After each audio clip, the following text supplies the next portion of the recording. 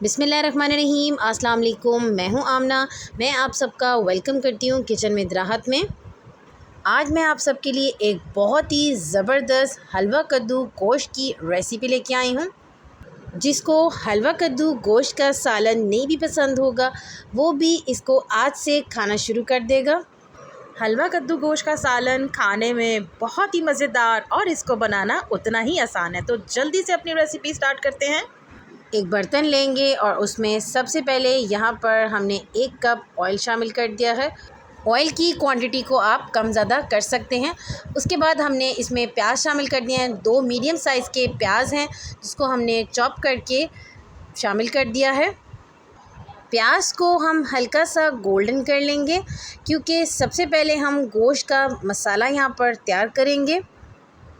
इसी दौरान अगर चैनल पे न्यू है तो जल्दी से मेरे चैनल को कर दें सब्सक्राइब और बेल आइकन को भी ज़रूर प्रेस करिएगा, ताकि मेरी हर आने वाली न्यू वीडियो का नोटिफिकेशन सबसे पहले आपको मिले। जब प्याज का कलर हल्का सा गोल्डन हो जाए तो उसके बाद हमने इसमें कुछ लहसुन के जवे शामिल किए हैं। 8 से 10 फ्रोज़न लहसुन के जवे हमने शामिल कर दिए। आप यहाँ पर 1 टेबलस्पून लहसुन का पेस्ट भी शामिल कर सकते हैं।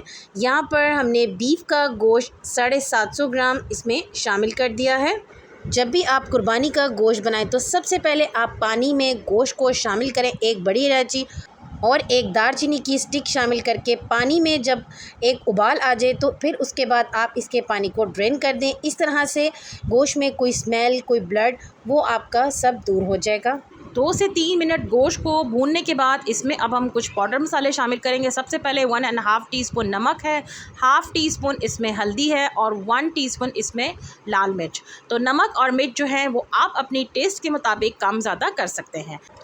इन तमाम पाउडर मसालों को शामिल करने के बाद अच्छे से हम इसकी भुनाई कर लेंगे। और जब 2 से 3 मिनट इसकी भुनाई हो जाएगी तो इसमें अब हमने टमाटर का जो पेस्ट है, ये फ्रोज़न टमाटर हैं, इसको हमने इसमें शामिल कर दिए हैं। 3 अदद जो बड़े टमाटर हैं वो हमने इसमें शामिल किए थे। आप यहाँ पे फ्रेश टमाटर भी चॉप करके शामिल कर सकते हैं। अच्छा, उसके बाद इसमें हम 2 ग्लास जो है ना वो पानी की शामिल कर देंगे। पानी इसलिए शामिल करेंगे क्योंकि अब हम गोश्त को अच्छे से यहाँ पे गला लेंगे। आप यहाँ पे प्रेशर कुकर की मदद से भी गोश्त को यहाँ पे अच्छे से गला सकते हैं। और इसको अब हम तकरीबन 40 मिनट्स के लिए इसको हम हल्की आंच पे रख देंगे, ताकि जो गोश्त है वो अच्छे से गल जाए। यहाँ पे अब हमने एक बड़ा सा पम्पकिन लिया है जो तकरीबन 2 किलो के बराबर है। अब इसको हम सबसे पहले अच्छे से वॉश करेंगे। वॉश करने के बाद इसको अब हम कटिंग करेंगे। हलवा कद्दू का जो सालन है वो बग़ैर गोश्त के भी बहुत ही मज़े का बनता है। इसको हलवा कद्दू भी बोला जाता है और पेठा भी बोला जाता है। तो सबसे पहले इसको हम इसकी कटिंग कर लेंगे। हलवा कद्दू को काटने का तरीका भी आप देख लें। सबसे पहले हम इसको सेंटर से कट करेंगे 2 हिस्सों में, ताकि हलवा कद्दू को काटने में इसके जो पीसीस हैं उसमें आसानी हो। जैसा कि आप सब जानते हैं कि हलवा कद्दू का जो ऊपर का छिलका है वो थोड़ा सा सख्त होता है, मतलब कि इसको काटना थोड़ा सा मुश्किल काम है।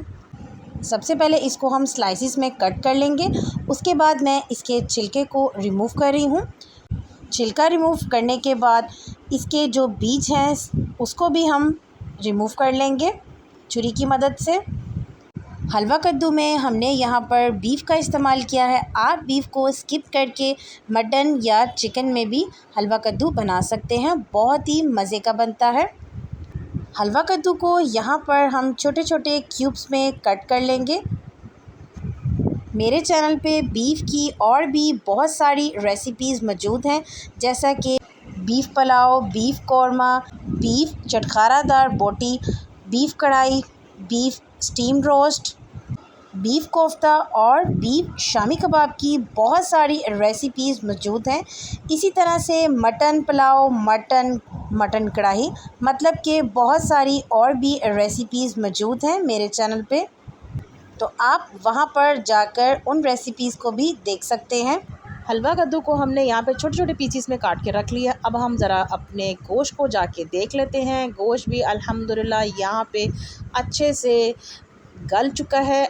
अगर आपको लगे कि बीफ की जो बोटी है वो गली नहीं है, उसमें थोड़ी सी कसर है, तो आप उसको मज़ीद 5 से 10 मिनट के लिए दम पे हल्की आंच पे रख दें ताकि जो गोश्त है वो अच्छे से गल जाए। तो यहाँ पे जैसे कि आप वीडियो में देख सकते हैं कि गोश्त अच्छे से गल चुका है। अब हम इसमें जो हलवा कद्दू है वो अब हम सारा इसमें शामिल कर देंगे, अच्छे से मिक्स कर लेंगे। अच्छा, अब हम हलवा कद्दू गोश्त में कुछ और भी मसाले शामिल करेंगे। 1 टेबलस्पून इसमें सूखा धनिया वो शामिल करेंगे, हाफ़ टी स्पून गरम मसाला और 1 टेबलस्पून इसमें ज़ीरा पाउडर शामिल करेंगे। तो इन सब पाउडर मसालों को शामिल करने के बाद मिक्स कर लेंगे अच्छे से। अच्छा, अब मिक्स करने के बाद ना इसमें हम थोड़ा सा पानी शामिल करेंगे, तकरीबन हाफ़ ग्लास के बराबर। ये क्यों शामिल किया है? ये इसलिए शामिल किया है ताकि जो हलवा कद्दू है वो अच्छे से गल जाए।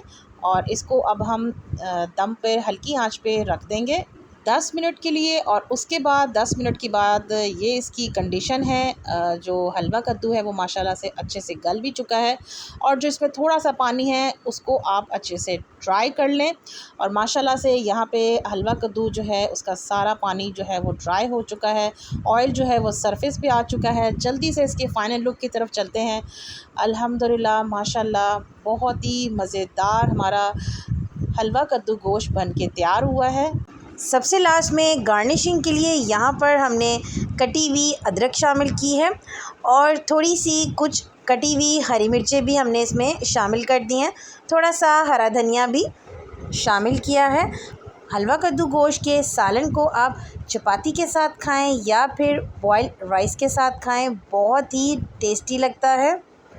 अगर आपको आज की मेरी हलवा कद्दू गोश्त की रेसिपी पसंद आ रही हो तो इसको लाइक शेयर कर दें। उम्मीद करती हूँ कि मेरी आज की हलवा कद्दू गोश्त की रेसिपी आप सबको पसंद आई होगी।